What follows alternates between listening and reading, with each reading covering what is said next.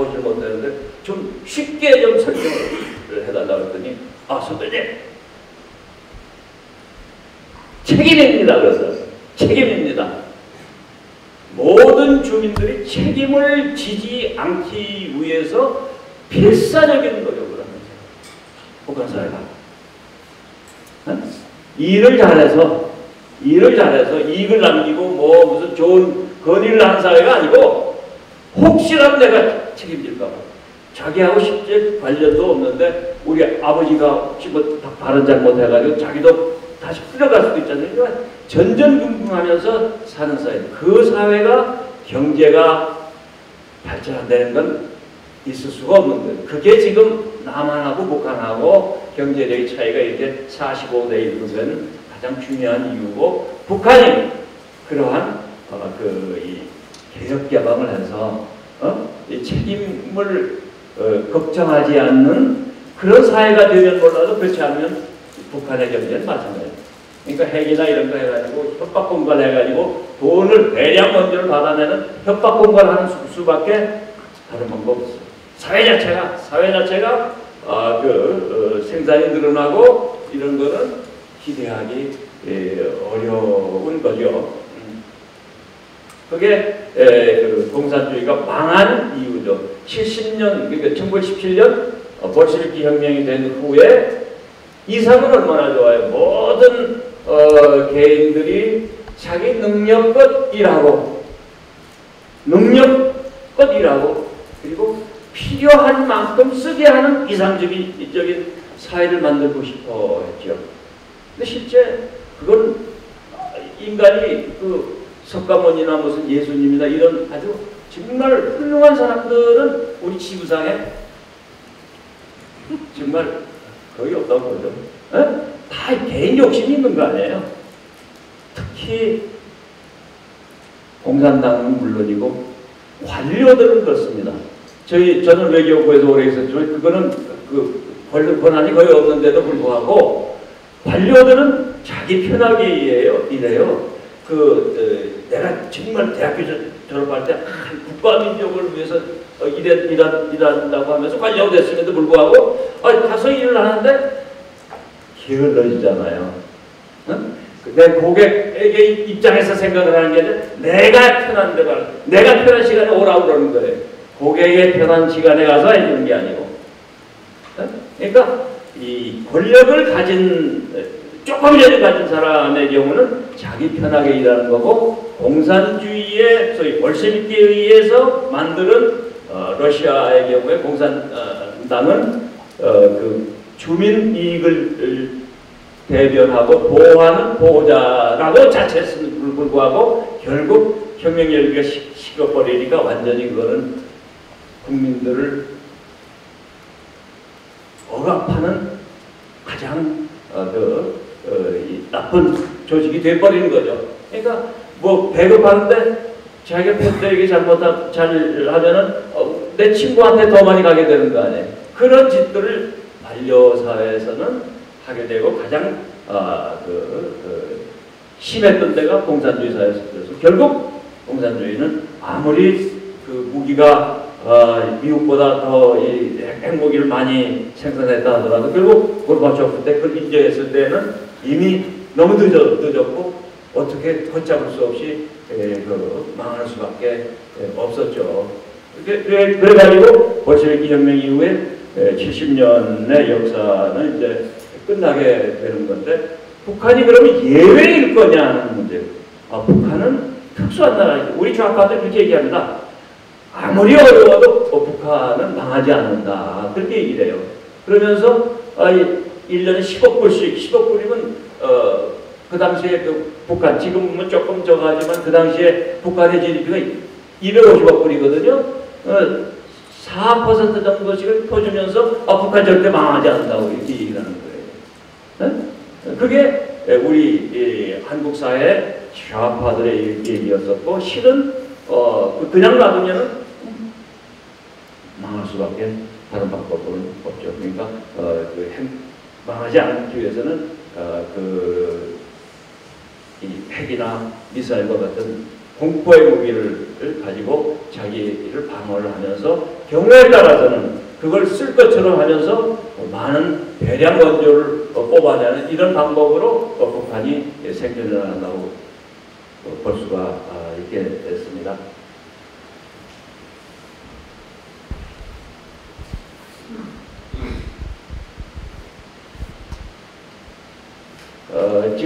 그래서 지금 현재 무기대 측면에서는 핵실험을 6번 했고, 문재인 정부 이후에도 북한의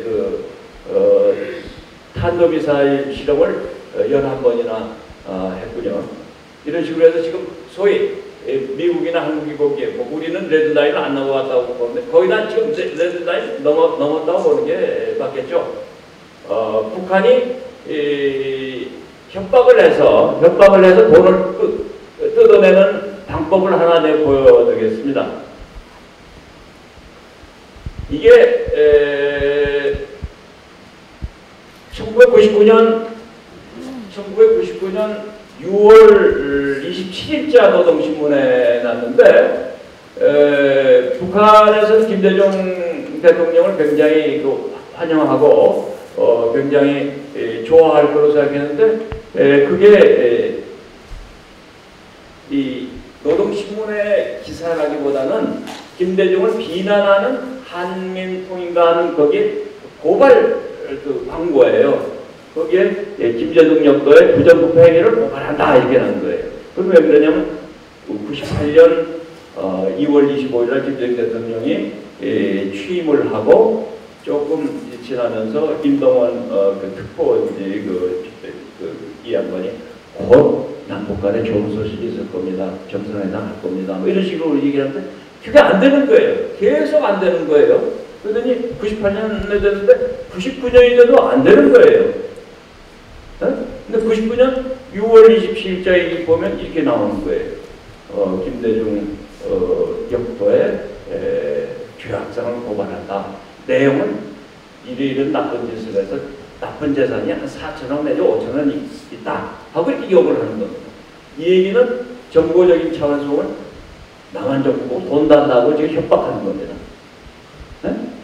그러니까 결국은 2000년 6월 원래 12일 날 했던 건데 13일, 15일까지 남북 정상회담할 때 실은 4, 5천만 불인지 5 플러스 또 이제 다른 돈 뭐 이런 식으로 해서 대량의 경제 지원을 북한이 뜯어간 거죠. 그런 방법으로 북한은 대량 지원을 뜯어가는 방법 가지고 정권의 연장에 이용한 거죠. 그것이 북한 주민들의 생활, 민생이나 그거에는 전혀 상관이 없이 정권의 연장을 위해서 그건 썼다고 볼 수 있는 거죠.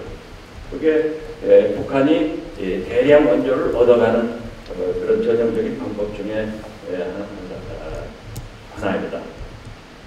좀 전에 말씀드렸는데 이 1차 위기 때 90년대 한국은 대북 정보가 부족했고 소극적으로 대응했다. 그리고 또 그 이후에 한국 사회의 혼돈, 일종의 선전선동이었다고 하는데 북한이 얘기하는 건 우리 민족끼리라는 구호를 굉장히 강하게 얘기하고 지금도 많이 얘기를 하고 있죠. 이전보다는 심하지 않지만 우리 민족끼리라는 거는 외세, 미국, 일본하고 그 관계를 멀리하는 그런 어법인 거죠. 이런 과정에서 우리 한국의 좌파들은 우리 민족끼리 굉장히 정을 하는데 북한 주민들 몇백만 명을 굶어주면서 그런 그 정권이 민족이라는 의미는 자기 핵심 계층 중심으로의 민족을 얘기하는 거지 못 산다기보다 그 적대 계층 사람까지 포함하는 건 아니죠. 그 민족은 아무 의미 없는 그 이데올로기적인 민족이라고 밖에 볼 수가 없는 거죠. 근데 그런 과정에서 이제 한국 사회 선전선동의 가장 대표적인 게 통일 비용이 엄청나게 많이 든다. 남쪽까지도 망한다. 이렇게 얘기하죠. 특히 이제 그 일부 좌파 선전들은 아이들한테 통일되면은 북쪽에 거지 같은 친구들이 내려와서 너희들도 먹을 것도 없어진다. 그렇게 해가지고 아이들한테 통일에 대해서 굉장히 좀 이렇게 두려워한다고 그럴까? 어렵게 하는 이런 선전운동을 많이 했었죠. 그래서 햇볕정책 10년간의 통일에 대한 특히 청소년들의 의식 구조를 보면은 한 18% 정도가 내려가요. 그 전에 햇볕정책 시작하기 전에 통일에 대해서 긍정적인 인식이 한 86%를 하다가 햇볕정책 10년이 지나면은 특히 청소년 측에서 통일 필요 없어 하는 그 생각이 18%가 더 늘어나는 겁니다. 그러니까 이 소위 그 근거는 통일되면은 우리도 부족한데 북한 동포를 지원하느라고 우리 다 같이 망한다. 우리 경제가 다 망한다. 이런 식으로 얘기를 한 거죠. 통일 비용이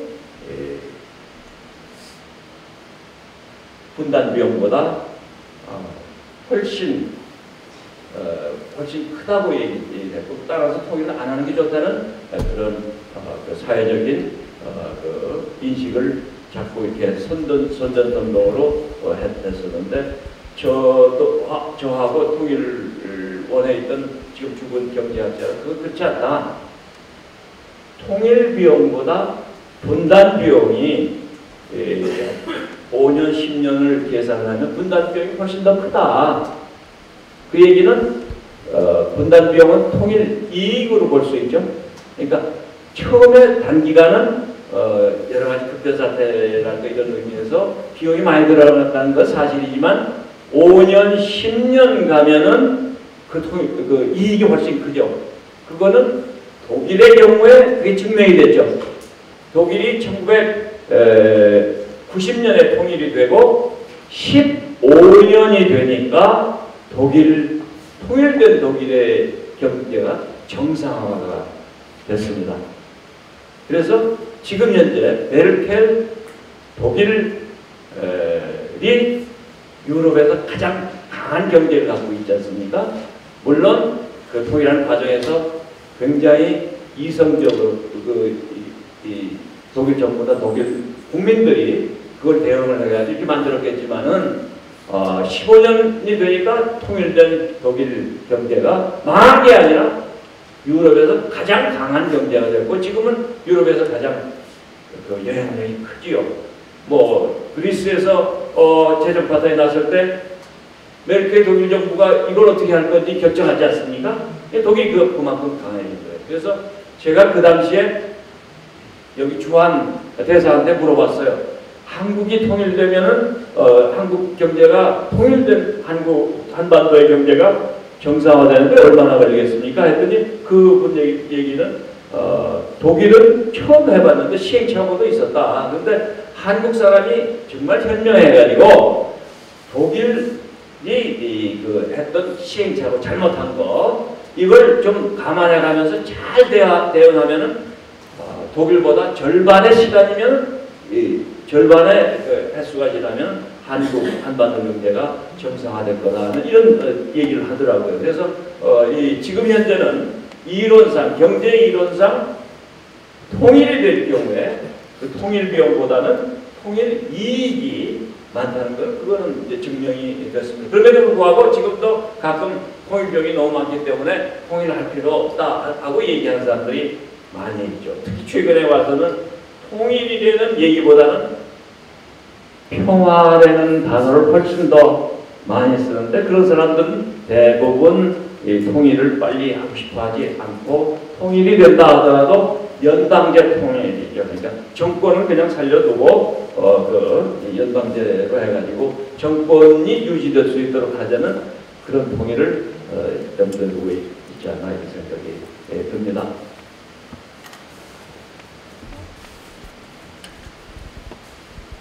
지금 북한 핵 개발에 대해서 이제 국제적인 공동 보조가 이제 2013년부터 오바마 시진핑 때부터 이제 본격적으로 되어가고 있는데, 안보리의 제재가 점점 더 강화가 되고 있죠. 중국이 물론 전폭적인 이런 제재를 하지는 않죠. 중국은 아직도 북한 정권이 망하는 것을 원하지 않기 때문에 북한 정권이 생존할 수 있는 석유 그리고 식량 이런 것들은 알게 모르게 북한으로 들어가도록 지금까지 해왔습니다. 그러나 전체적으로 봤을 때는 국제 제재가 점점 강화되고 있고, 그 다음에 과학기술교통통신이 발달하기 때문에 북한 사회가 옛날에는 정보 차단시키니까 지금도 뭐 그런 사람들이 많죠. 많은 사람들. 그러나 3분의 1 정도, 지금 여기 한국에 32,000명 정도 그 탈북자들이 와 있지만은 특히 청소년의 경우에는 USB나 뭐 이런 방법을 통해 가지고 청소년들의 경우는 한국의 한류 문화라든지 우리 방송국에 나오는 드라마라든지 이걸 굉장히 많이 본 사람이, 저보다도 훨씬 더 많이 본 친구들이 많이 있더라고요.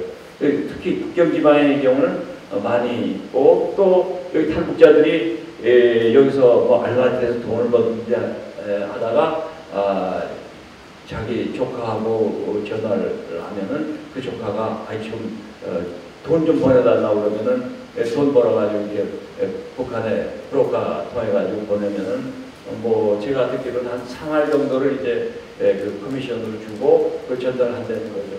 특히 이제 국경 지방의 경우는 브로커가 전달하면서 이제 중국 전화 가지고 받는 사람하고 통화를 하게 해주니까, 그러니까 이제 북한에서도 이제 3분의 1 정도는 남한 사정을 이제는 좀 안다고 해요. 평화공사 말씀하시는 거 보면은 한 3분의 2 정도, 3분의 2 정도가 남한 사정을 정확하게 알게 되면은 북한 정권은 유지하기 굉장히 힘들지 않겠냐. 보다도 남한 사회에서 USB라든지 방송이든지 이런 그 방법을 통해서 북한의 객관적 사실들이 많이 들어가도록 노력을 하자 하는 얘기래요. 심한 경우에 요즘도 신문에 보면은 북한의 목선이 표류하는데 시체가 어부들이 있는 그 어선들이 일본 해안으로 많이 간다고 그러는데 일기예보도 비밀에 해당하기 때문에 북한 방송은 그걸 잘 안 한다는 얘기를 들었어요. 그래서 실은 북한의 어부들이 조업을 하러 갈 때는 일본 방송이나 한국 방송을 듣고 내일 일기예보를 확인하고 나와야 된다는 그런 얘기들을 듣고 있습니다. 그래서 그런 의미에서 이 바깥에서 북한 사회에다가 많은 정보를 유입하는데 과학기술이 발전했기 때문에 이전보다는 조금 더 쉬워졌다는 생각이 듭니다. 그 다음에 이제 그 국제사회에서 북한 인권에 대한 압박이 이전보다 훨씬 더 심해졌죠. 여러분 아시겠지만은 저도 2012년에 박선영 의원하고 그 당시에 중국에서는 저쪽 효자동 근처에 있었는데 거기에 가가지고 우리 탈북자들을 강제 북송시키지 말아달라 하고 고소하는 데모를 했었고, 실제로는 한중 수교할 때 담당 국장이기 때문에 굉장히 그 친구들도 많기 때문에 그런 거 하면 안 되죠. 어떤 외교처럼. 그러나 우리 북한 동포들이 잡혀서 강제 송환되면은 심한 경우에는 공개수행까지 당하잖아요. 그걸 우리가 묵인하는 거는 하나의 인간으로서 그건 좀 비겁한 일이라고 생각이 들어요. 그래서 박선영 의원이 12일간 단식하고 같이 하고 이런 일을 했었는데, 그런 게 주요를 해서 과거에는 북한 인권의 이 침해, 유린 상황에 그냥 알만한 인권운동가만 알았었는데, 이제는 외국의 CNN이라든지 뭐 무슨 NHK 이런 데를 통해 가지고 북한 인권 참상이 어떻다는 걸 이제 상식처럼 다 알게 된 거예요. 상식처럼. 그래서 2013년에 제네바의 인권 위원회에서 그동안에는 스페셜 라포트 그 특별 조사를 한 사람이 북한 인권에 대해서 파악하고 조사하고 리포트를 내는 거를 이제 조사위원회 커미션 오브 인콰이리 COI 되는 거를 하나 만들어서 전 세계적으로 유명한 법률가들을 세 사람을 미쳐버렸습니다. 호주의 마이클 커비라는 대법관 하시던 분, 그 다음에 인도네시아에서 수하르토를 기소했던 검찰총장, 그 사람이 마르수키 다르스만이라는 사람의 그분하고, 또 불가리아의 민주화 운동을 했던 운동가 소냐 비세프라는 이 세 사람이 위원이고, 거기에다가 전문가를 한 10명 정도를 보좌하도록 해가지고 1년 동안 대개 이제 탈북자들 증언을 통해서 하지만은 그 조사한 결과를 이렇게 냈어요. 그래서 조목조목 제일 정확한 건 우리 좌파들이 북한의 먹는 문제를 해결하기 전에는 인권 문제를 얘기하지 말자는 게 한국 좌파의 정치인들이었습니다. 먹는 문제는 우리가 아무리 지원해도 북한 먹는 문제는 해결이 안 돼요. 안 그래요?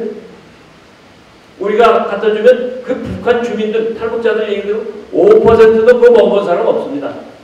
그건 북한의 군인, 당의 간부들 다 먹는 거예요. 먹으면 어떻게 되냐? 여유가 있으면 장마당을 못 열게 하는 거예요. 탈북자의 얘기에 의하면은 쌀 보내지 말라는 거예요. 왜 그러냐? 장마당이 없어지기 때문에.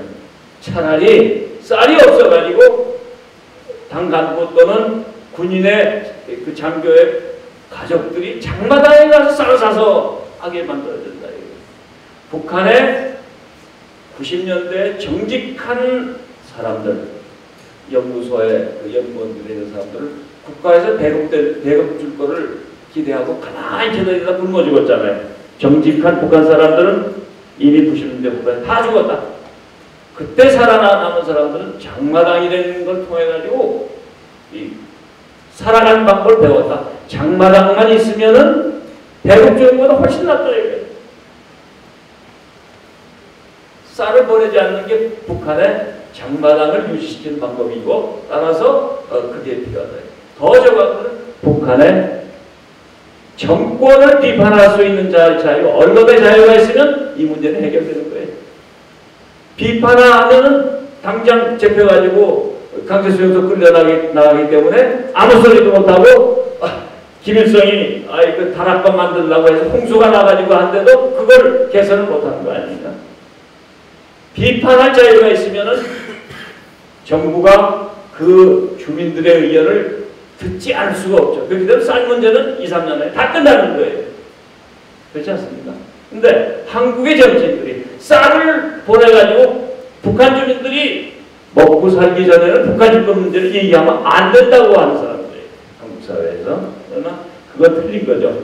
그래서 그 문제를 포함해서 북한의 식량권 문제의 1차적인 책임은 정권에 있는 거죠.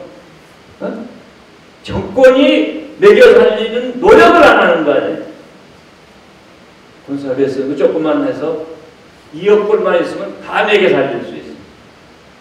그걸 안 하는 거 아니에요. 그래서 굶어 죽이는 거 아니에요. 그 책임을 북한 정권이 안 하는데 왜 우리 남한에서 쌀 안 준다고 그 정치인들이 얘기하는 거예요. 그건 틀린 얘기를 해왔던 거죠. 근데 어떻든 간에 그건 한 가지 얘기인데, 그런 식으로 해서 COI 조사위원회에서 최종적인 보고서를 냈는데, 조목조목 얘기를 하고, 북한에서는 쉽게 얘기하면은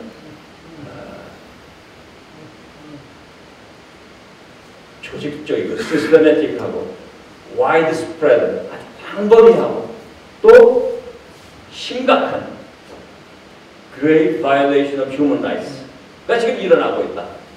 이거는 어떤 개인이 우발적으로 한다기보다는 정권의 책임자들이 그걸 인권 침해를 적극적으로 하고 있다. 그렇게 얘기를 합니다. 그러면서 그러한 범죄는 지금 우리 송상현 이전에 법대 학자 하시던 분이 헤이그의 국제 형사재판소에 재판장도 하셨지만 거기에 제소할 범죄에 해당한다. 소위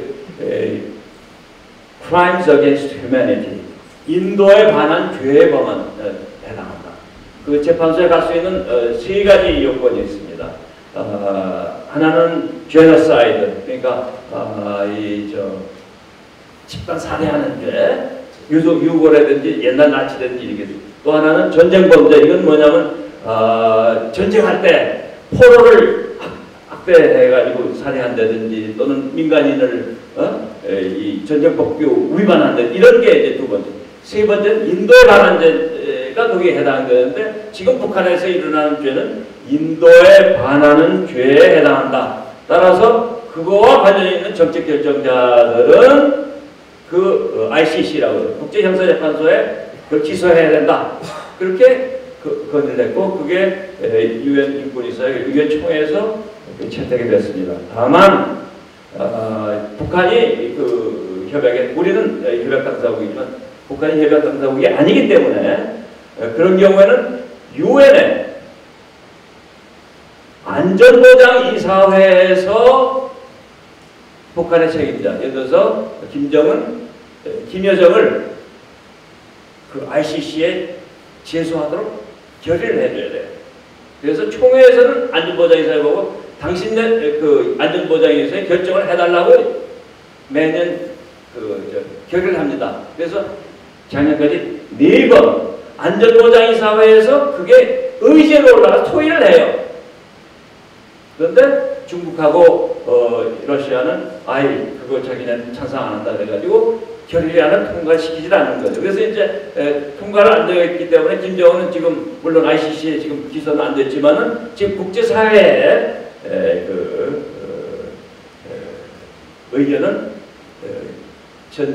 인도에 관한 죄에 굉장히 중요한 범죄자로 지금 낙인 찍혀 가고 있는 겁니다. 이런 압박을 이제 북한이 받고 있는 거죠.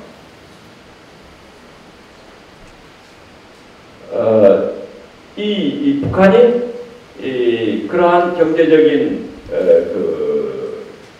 난국에서 벗어날 수 있는 방법은 개혁 개방하는 방법인데 그건 북한 정부로서는 딜레마죠. 개혁 개방을 하면은 3대세에서 이 정권이 이제 포기해야 되기 때문에 그걸 못하게 되죠. 그러니까 계속 경제는 이렇게 내리막길을 갈 수밖에 없고 남북한의 격차는 그건 해소될 수가 없다고 이렇게 봐야 될 것 같습니다. 그래서 결국은 제가 보면 아까 처음에 제가 말씀드렸듯이 지금 같은 상황에서 우리가 걱정하고 여러분들 그런 걱정을 많이 하실 텐데 북한이 먼저 망하느냐 남쪽이 먼저 공산화되느냐 이런 이 경쟁 관계에서 어떻게 될 거냐는 일부 정치인들은 통일이라는 언어를 준대로 안 쓰는 겁니다. 그렇게 하고 평화가 더 중요하다. 전쟁이 일어나면 안 되니까 하면서 평화 얘기를 자꾸 하는데 그 평화의 의미가 제가 보기에는 정권의 생존을 유지해줘 가면서 우리가 전쟁 안 일어나게 가자는 이런 뜻이 아닐까 저는 우려가 되는 거죠. 하여튼 그런 상황입니다. 그러나 제가 보기에는 지금 현재 이전보다 굉장히 그 상황이 좋은 건 아니지만은 우리 사회에 시민 사회가 완전히 죽질 않았잖아요. 죽질 않고 그것이 시민 사회가 살아 있다면은 그러면은 이 긴 경제에서 우리가 주도하는 통일이 될 거라고 저는 생각을 합니다. 그래서 우리가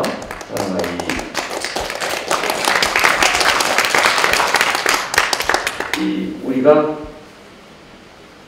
항상 깨어 있어야 되고 그런 생각을 가지고 우리 자신뿐만 친구뿐만 아니라 우리 아이들 여기 있는 청년들한테 이 남북 관계가 어떻게 변했고 앞으로 어떻게 될 건지에 대해서 보다 더 확실하게 자신감을 가지고 얘기해 줘야 된다.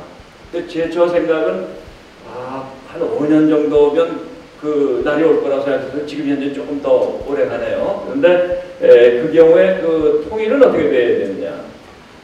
저 자신도 반성을 해야 되지만은 통일은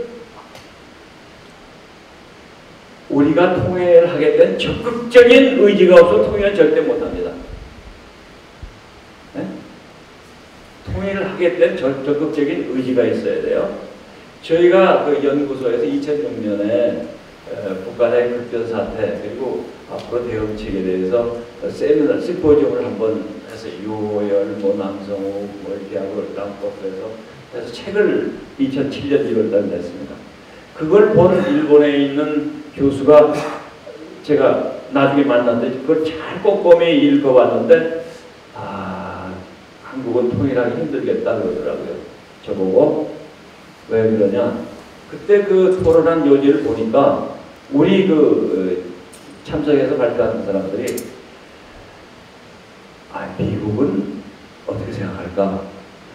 중국은 반대하지 않을까? 그거에 집중이 돼 있어요. 자기 한국 사람이 한국의 오피니언 리더들이 통일에 대해서 어떻게 해야 될지 약간 있지만 거의 없고 남의 눈치만 보는 이런 결과라 이거예요. 그런 정신 자세라면은 통일은 절대 할 수가 없다. 당신 내가 먼저 통일 어렵지만 통일하겠다는 의지를 확실하게 해가지고 그 다음에 미국을 설득하고 중국을 설득하고 일본을 설득하고 이렇게 되면 통일이 된다. 그런데 그렇지 않으면은 통일의 기회는 없다. 잘 아시겠지만 이쪽은 그 전략적으로 굉장히 피버털 스테이트라고 얘기한 전략적으로 중요한 데죠. 그러니까 이 주변 강국들이 한반도에 대해서 관심을 많이 갖고 있고 그럼에도 불구하고 현상이 타파되는 것에 대해서는 혹시라도 자기네가 이게 입장에서 봤을 때 손해가 되지 않을까 생각하기 때문에 현상 타파를 그렇게 원하지 않아요. 네? 그러니까 우리가 적극적인 그 의지를 가지고 통일하겠다 하고 얘기를 할 때 다른 나라를 따라오는 거죠. 그런데 과거에는 통일 남이 시켜주는 걸로 잘못 생각했다. 그래서 통일은 우리가 해야 된다.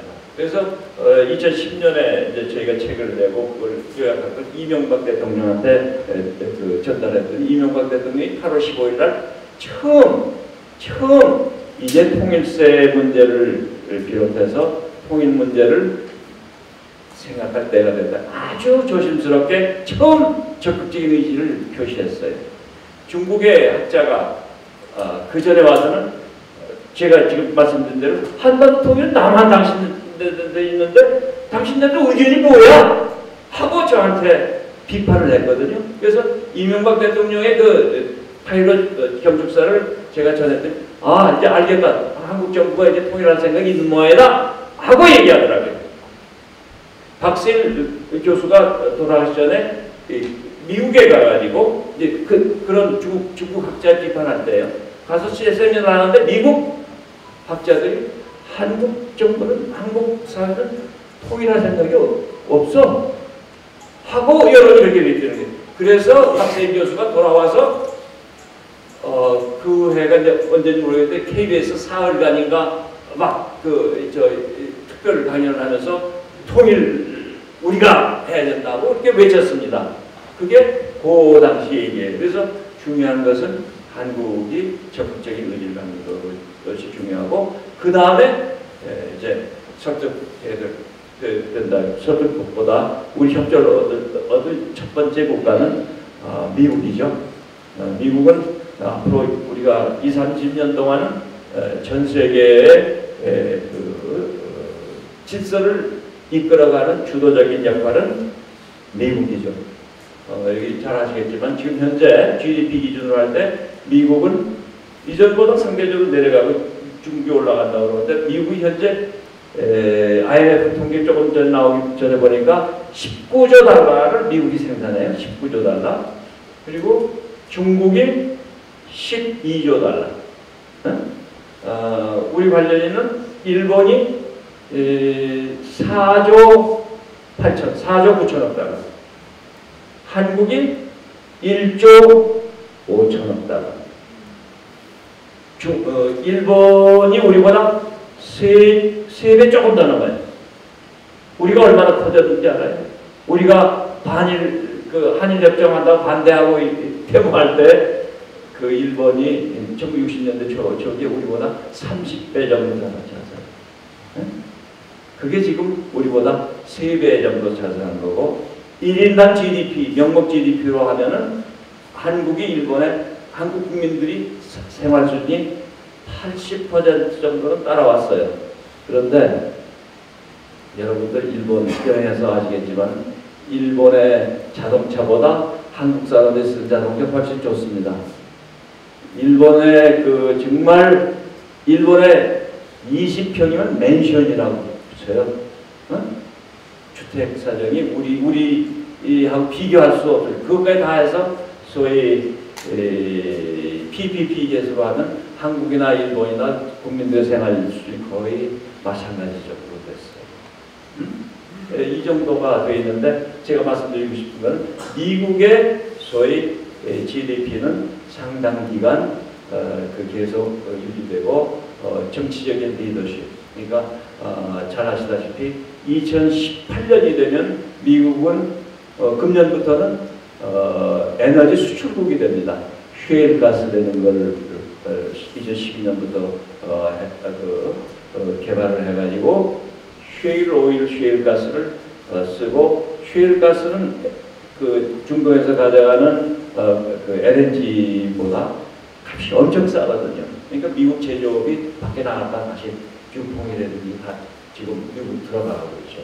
이런 경제의 그 변화가 미국한테 일어나고 있고, 더 중요한 것은 국제사회에서 헤지모니라고 해야죠. 패권 국가. 국제 질서를 주도하는 국가는 기본적으로 도덕적 가치를 공공재로서 그걸 다른 참여한테 줄 수 있어야 돼요. 1963년에 마틴 루터 킹이 워싱턴 광장에서 I have a dream 하고 유명한 그 연설을 했습니다. 여러분 그 기록 보실 거예요. 그 기록이 뭐냐면은 나는 꿈이 있는데 내 아들을 손자가 이웃집에 있는 색깔이 다르고 언어가 다른 그 집에 아들 손자하고 친구처럼 어울려서 만든 사회를 만들고 싶다 하는 게 꿈이었었잖아요. 그런데 오바마라는 유색 인종이 대통령이 된 게 언제입니까? 지금 미국이 그런 사회예요. 1960년에 알라바마 이런데 그 라이스가 그 공무장관 라이스가 태어났는데 거기는 호텔에 흑인들은 들어갈 수가 없었습니다. 60년대에 버스도 같이 못하고 그 사회가 지금 이렇게 되는, 물론 아직도 인종차별이 있음에도 불구하고 그렇게 변해가는 거죠. 자유민주주의 어떻든지 간에 미국이라는 나라는 그런 것을 이게 제도로서 만들어서 다른 나라한테 그걸 공공재로서 제공을 하는 거예요. 그게 없이 무려 경제력만 가지고 리더한다는 거는 그거는 굉장히 힘들어지죠. 중국이 지금 현재 굉장히 고도 성장을 하지만은 이런 공공재를 만들어줄 수 있는 도덕적인 그런 위치에 있느냐, 그거에 의심이 지금 있는 거죠.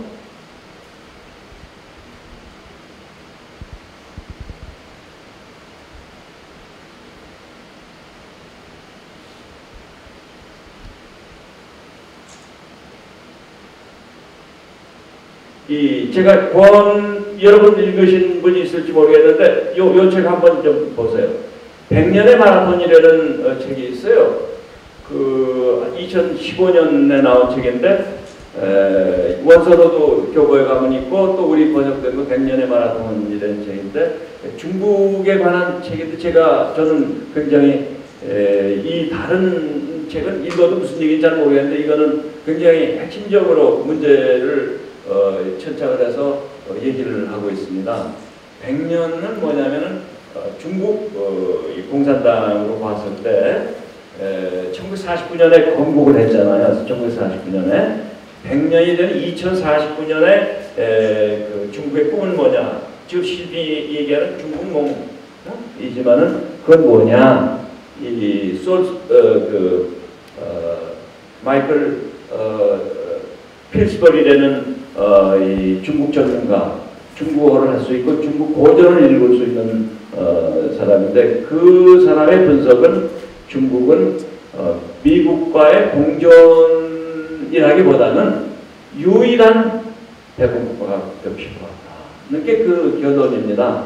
그래서 그게 이제 스타르라든지 이런 때 중국이 우리한테 하는 걸 보면 아 옛날 조공 바칠 때와 같은 그러한 소위 조공 받는 국가의 그러한 발상으로 주변 국가들도 얘기를 하지 않느냐.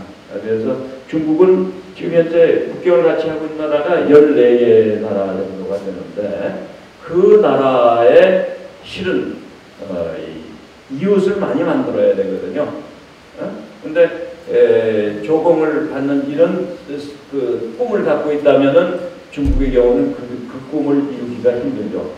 옛날에 1820년 조금 전에 자료를 보니까 우리는 1904년 전에 테스카츠라 조약에 의해서 일본하고 미국하고 밀약을 해서 일본은 한국을 먹고 미국은 필리핀을 안정적으로 하는 것을 미국하고 일본하고 밀약을 했고 그 나중에 이제 밝혀졌지만은 따라서 미국이 그 당시 한국을 보호하지 않았다 이렇게 비판을 하고 있죠.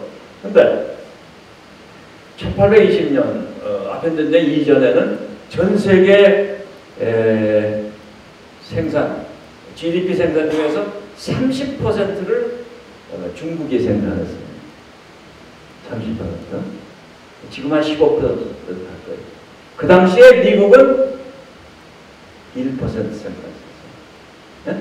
그 당시에 미국의 산업이라는 게 그 인디안들하고 하면서 모피하는 거, 그 다음에 조금 더 이렇게 발전하면은 백경에 나오는 고래잡이 하는 거, 이런 게 미국의 산업 아니에요.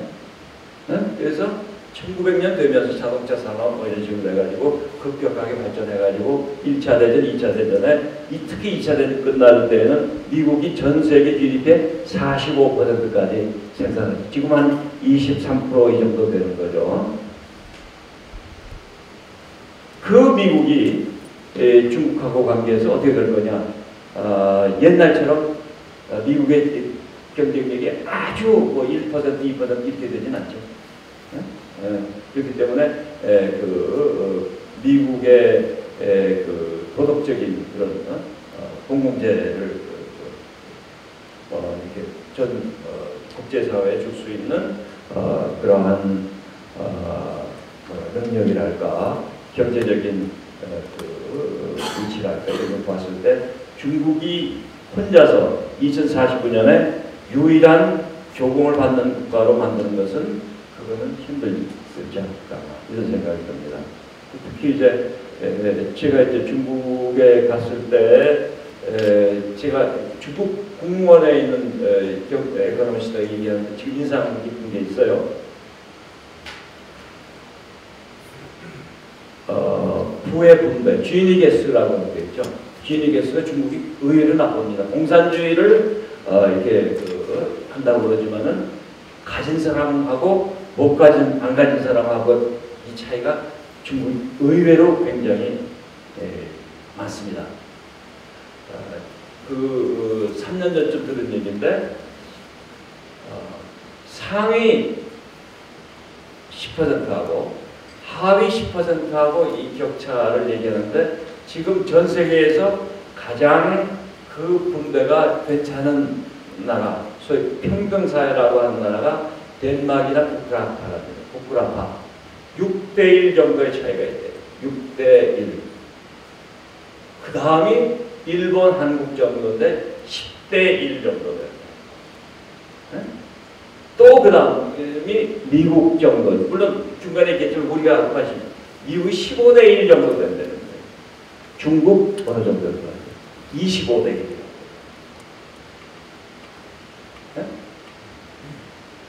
중국의 권력을 가진 사람이 자기 자식 뭐 사회에서 부를 걱정하고 있는 거예요.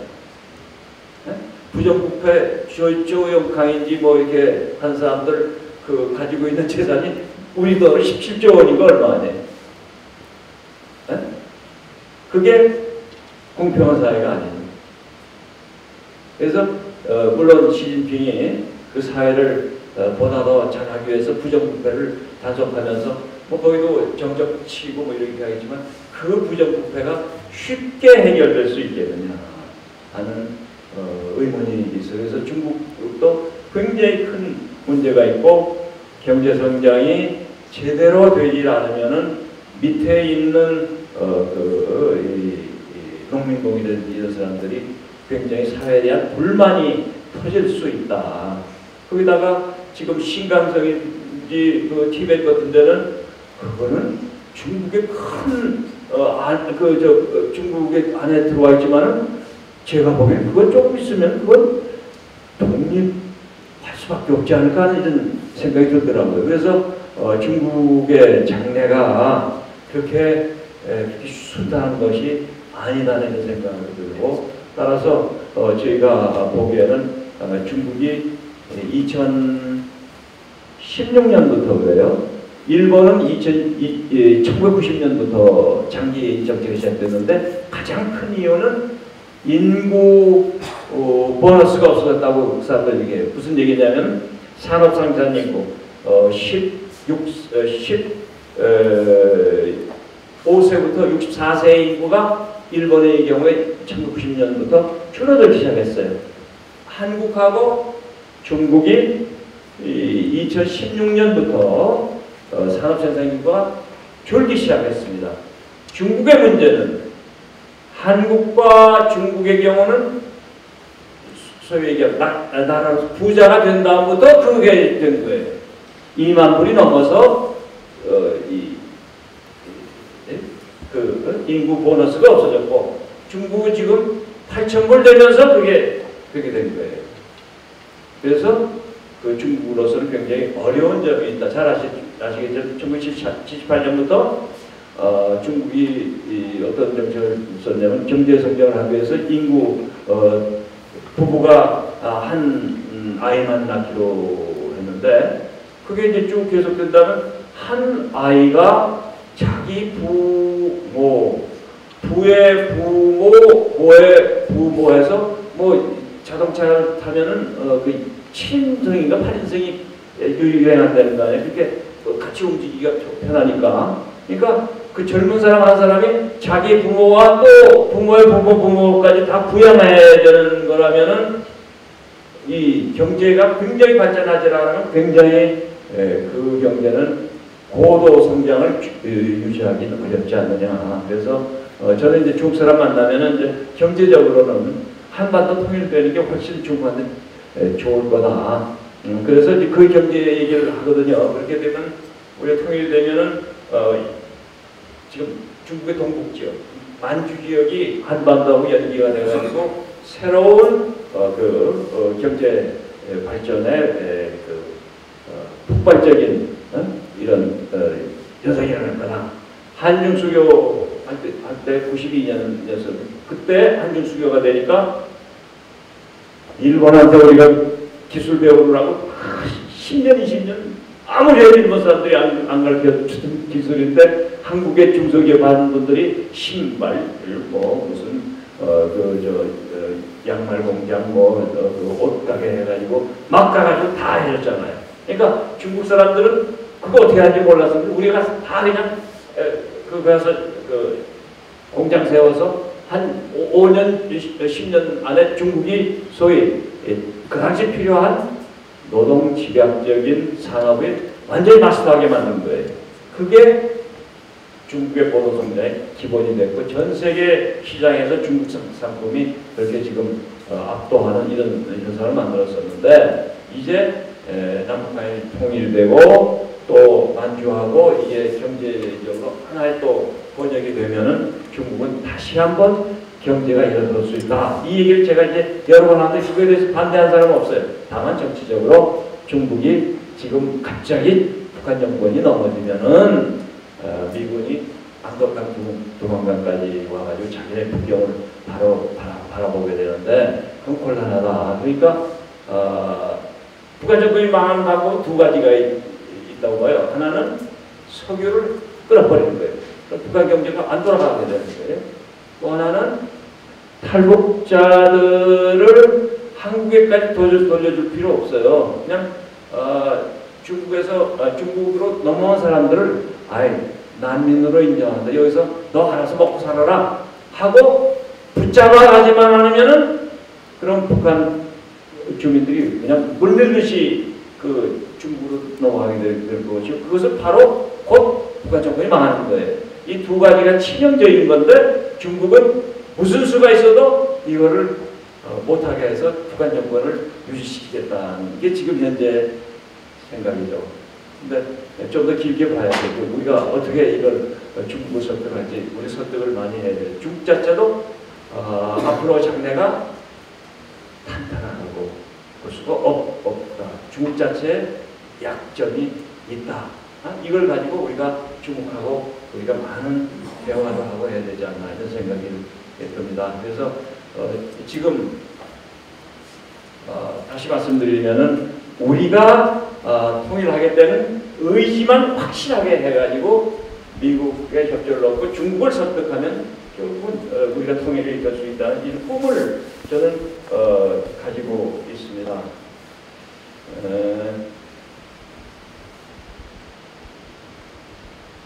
결론적으로 말씀드리면은 개혁 개방을 안 하면은 북한 체제는 망하게 되고 개혁 개방을 하게 되면은 정권이 망하게 되는 딜레마가 북한의 지금 현재 딜레마입니다. 근데 그 통일이라는 목표는 우리 과거 한국 사회에서 선전선동에 의해서 재앙인 것처럼 얘기했는데 그건 축복입니다. 특히 우리 청년들한테는 축복입니다. 이 한반도가 7,500만의 인구를 가지고 독일처럼 통일된 경제를 일으킨다면 이 지역이 굉장히 중요한 국가가 될 것이고 청년들의 실업 문제는 그건 걱정 작업해야 될 그런 미래가 될 것이라고 생각을 합니다. 다만 지금 일부에서 통일이라는 얘기를 자꾸 삼가하고 평화를 너무 강조하고 있는데 실은 통일을 하기 위해서는 우리가 자신감을 가지고 그 대신 전술 전략을 명확하게 해서 준비하면은 시행착오가 적어지죠. 그러니까 독일하고 우리하고 다르다고 그러는데 독일이 한 정책이 틀린 건 우리가 안 하면 되는 거예요.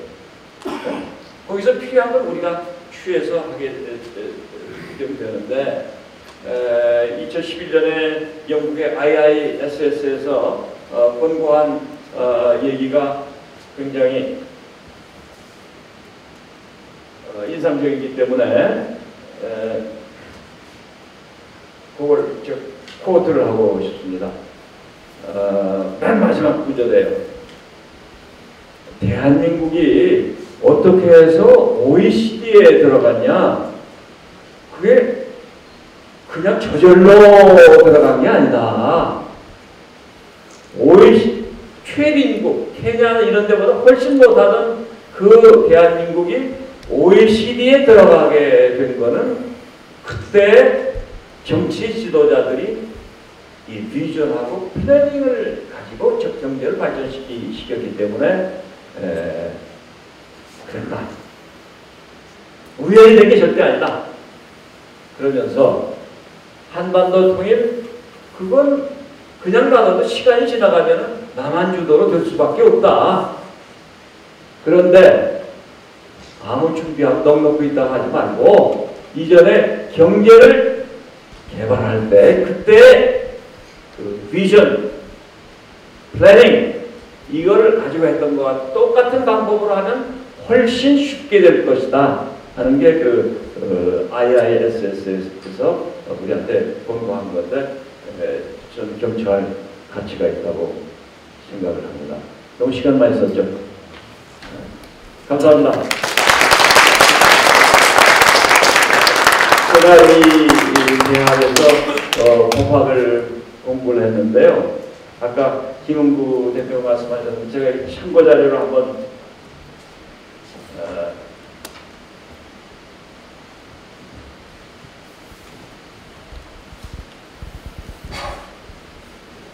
칠광굴에 있는 게 제가 사무관 때 23세 때 그은 선입니다.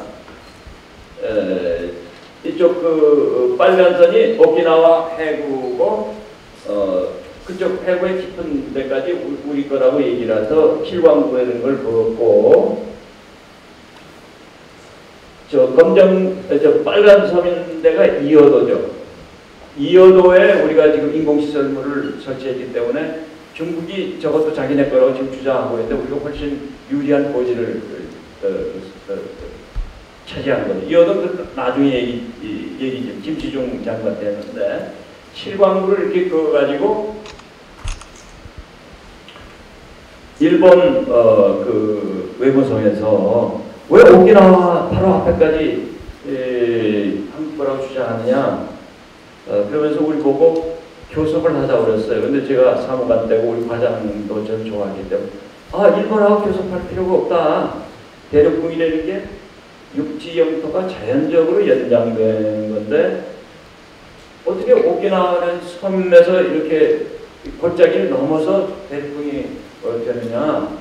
이쪽 이 서해, 우리 집 서해는 대강 100m 정도 돼요.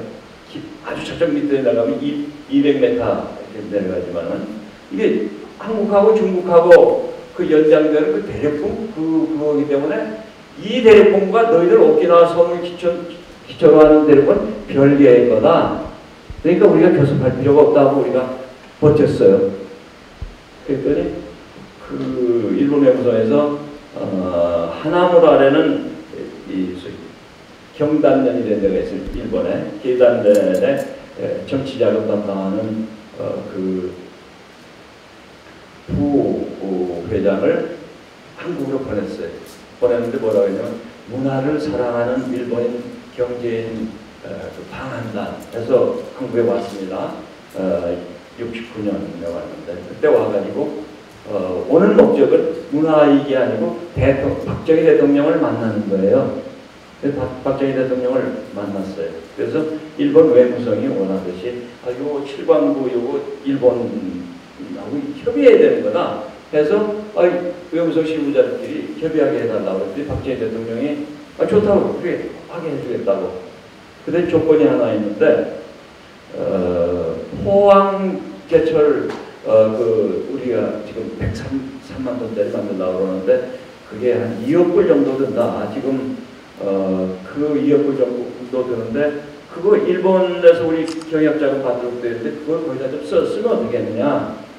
그걸 쓰도록 하자. 그래서 그게 거래가 됐어요. 원래 그 포항제철을 박대준 씨가 기획해서 할 때는 이콕이라는 그 대한 그 원조 하는 그 국제 기구가 있어요. 거기에서 이렇게 타당성 조사를 하니까 한국은 아직 경제 수준이 너무 약하기 때문에 그런 철광석하고 폭스가타 하는 그거 대규모 공장은 지금 지을 필요가 그거 괜히 그 경제력을 낭비하는 거다 이렇게 되는 거예요. 그러니까 박 대통령은 산업입국을 하려면 꿈이 저기 있어요. 그거 꼭 산업의 쌀이라고 하는 걸 만들겠다는 이런 생각을 갖고 하려고 하는데 외국에서 돈을 대주려고 하는 거예요. 그래서 결국은 이 대륙 칠광구하고 이렇게 딜을 해서 70년 69년 70년 가을에 일본이 우리나라한테 준 돈이 3억 불 무상, 2억 불 유상, 그다음에 알파가 있는데 그 중에서 1억 2천만 불을 예치는데 돈을 주기 결정을 한 거죠. 그래서 경협자금 중에서 크게 우리가 큰 사업은 경부고속도로, 포항제철, 그리고 서울 지하철 1호 그 정도를 우리가 했고, 그건 우리가 일본에 돈을 갖다 썼지만은 우리 그 당시에 개동 필리핀은 우리보다 훨씬 더 많이 받았고 인도네시아 받았지만 거기는 그 어디다 썼는지 모르게 다 없어졌잖아. 우리는 그걸 아껴가지고 그런 산업을 일으켰고, 그게 아까 말씀드렸죠. 우리나라가 지금 전 세계의 제조업을 갖고 있는 네 나라 중에 하나가 된 거예요. 그건 우리가 대학교 다닐 때는 꿈도 못 꿨던, 꿈도 못 꿨던. 그러니까 여기 우리 젊은이들은 우리가 이렇게 그 산업을 하고 이렇게 저절로 뜬 게 아니고 이 지도자가 꿈을 가졌고, 그때 그 일했던 근로자들, 그 다음에 경제 기획을 했던 모든 사람들이 정말 어떤 때는 밤을 새가면서 만든 결과라는 걸 좀 꼭 좀 그 기록에 남겨줬으면 좋겠다 해서. 감사합니다.